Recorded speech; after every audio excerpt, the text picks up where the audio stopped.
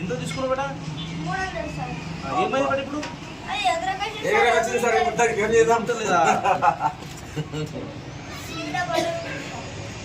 అది కాదు రా, అది రెక్కలు సెట్ చేయాలి ముందు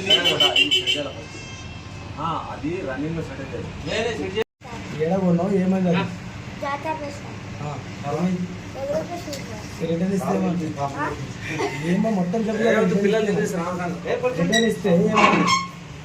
సార్ నా 3 కలర్లు చేంజ్ చేసి సార్ ఇంకొకసారి రాకన్నారు సార్. లేదా ఎగురుతాను చూపెట్టిందా నీకు? లేదు సార్. కంప్లీట్ చేయండి. ఏం కంప్లీట్ ఇస్తావు? అది ఎగురుతుంది ఎవరి మీద కంప్లీట్ ఇస్తావు? ఆయన మీద ఆ దుకాణం మీద. షాపు మీద కంప్లీట్ చేయించినావు.